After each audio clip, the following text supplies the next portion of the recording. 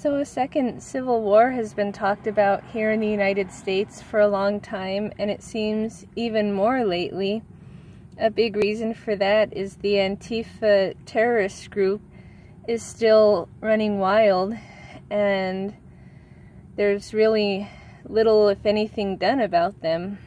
Each time there's any kind of event, they show up at it and cause trouble and really don't care and don't have consequences.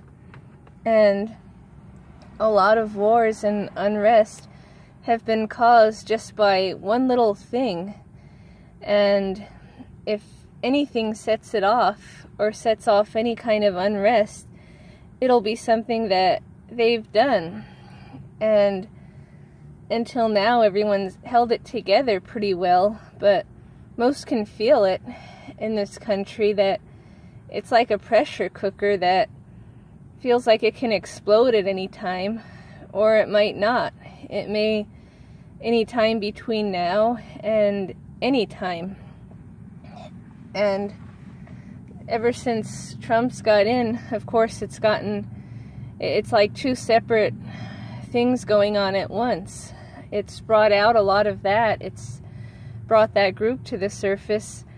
And then, as I've said, what's going on parallel to that is it's getting prosperous again, and you hear people saying it feels like the good old days, and so much good is what I mean on the other hand. And so it's like you're looking at the same thing, but two different scenarios, almost like looking at two different things. And so, of course, on the one hand, you have all the good, like the good old days and all the prosperous times and all this new building here and using all this energy and people saying what they want and doing what they want and being stood up for again.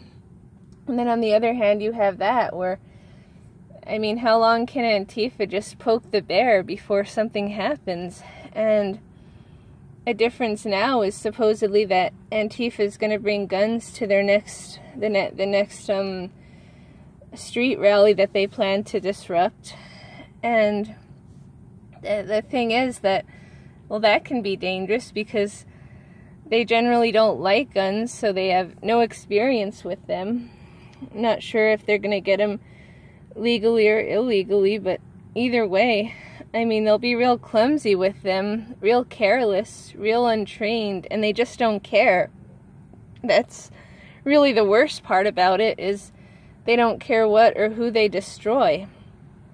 Partly because they know there won't be any consequences, but partly they just don't care. They have nothing to lose.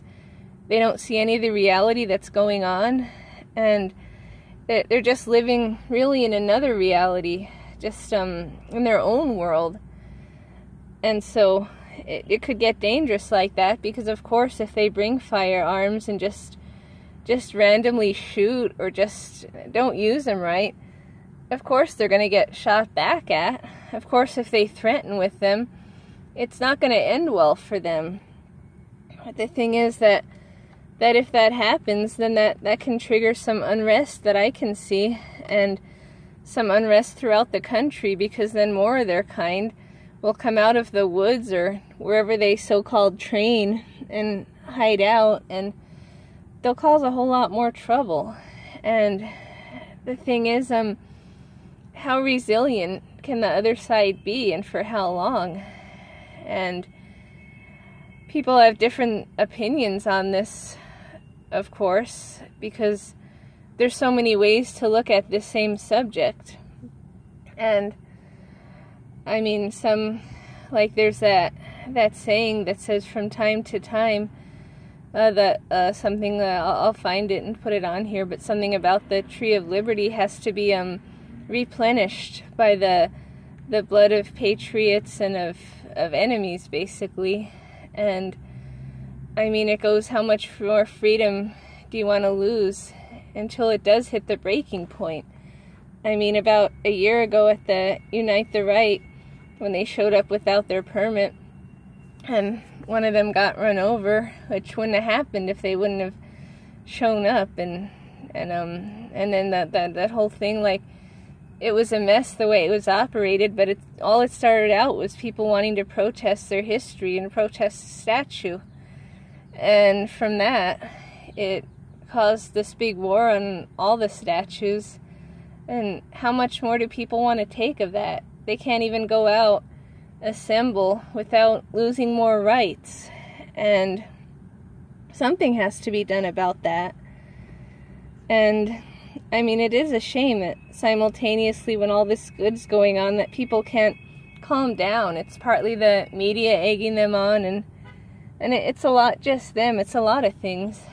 But the thing is, if there's going to be unrest here, what better time to have it, honestly, than now, and get it out of the way when you have not only a strong leader that can get a handle on that. He's not afraid of them, so he'll bring them to heel. And he'll see that they're the ones, he knows already that they're the ones starting it. He knows it wasn't really both sides. Maybe some on the other side defended themselves when they were being attacked. All the videos I've seen were of the Antifas with their bats and their barbed wire and hammers and all that coming at the other ones. And the other ones were there the night before, and there was no violence, no issues at all. And so if it would have been them, you would have think that it would have just been violence the whole time. So he knows that. And in addition to that, the police, though a lot of them are told to stand down by their higher up, I mean, the police would be on Trump's side, and on the America First side, on the Patriots side, most of the military would be. A lot of, like, all the ex-military, the bikers. So Antifa really just has themselves. All they have is themselves and the liberal boomers sitting on their hilltop, egging them on and looking at them with wonder at the stuff they used to do, but they wouldn't get out and do anything now.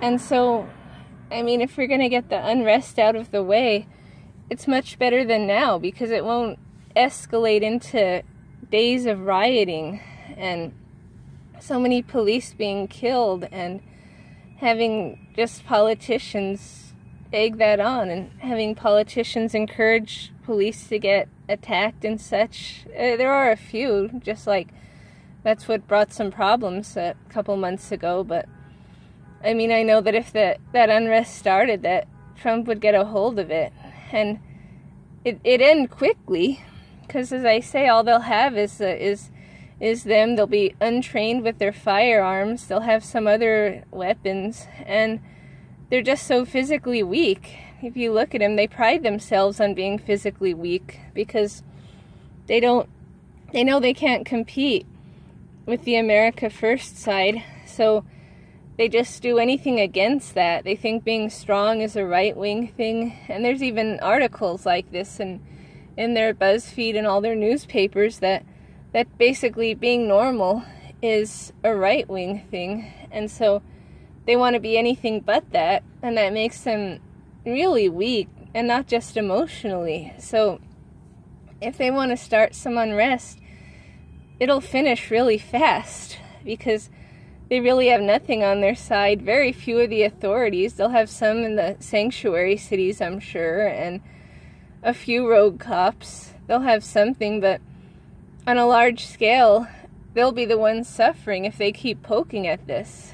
And if they keep this up, then the American patriots are going to not only just beat them, but they're going to insist on having all these like these rules and regulations, like about like taking the statues down and all that. They're going to insist them go back up. They're going to insist these names change back to what they were, and that's what's going to happen. They're going to push a bit, but then we're going to push back so hard that they're just going to wish they would have stayed in their basement.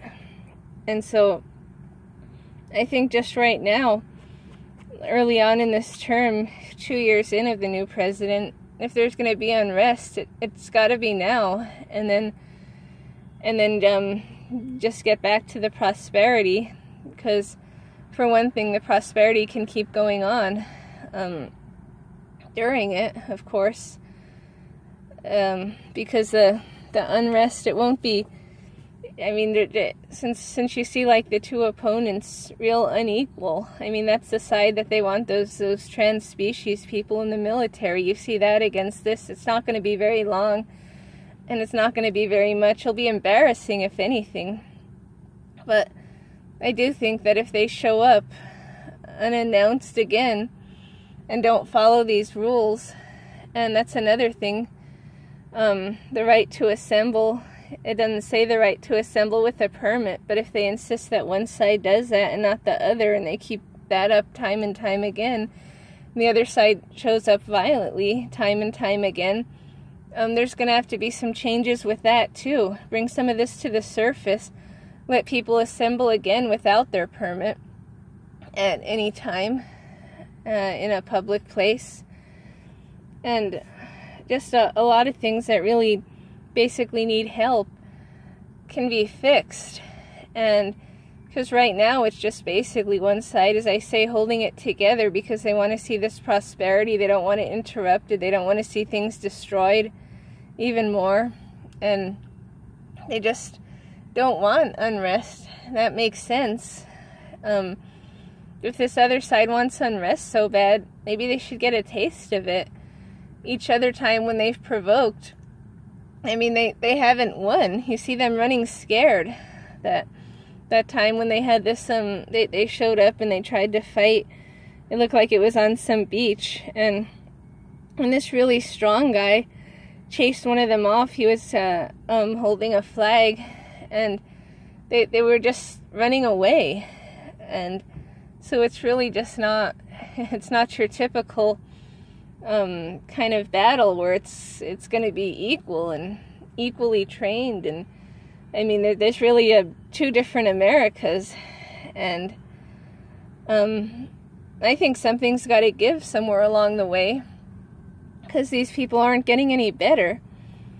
And lately they haven't really gotten any worse either. It's just the usual stuff.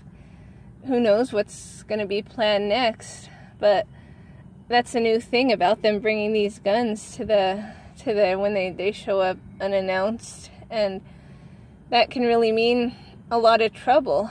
And I think if they do that, instead of because of course they're going to do that, and they know that they're so unskilled with them that they're going to do that to push gun control, of course, and show that that's why that nobody should have guns. And so I think instead of one more gun law, instead of one more thing against the NRA, against gun owners, against Americans, instead of taking any more, I mean, they should demand not any extra laws, just because these people are so inexperienced trying to start this unrest. Bring them to the surface for the people that still don't see it.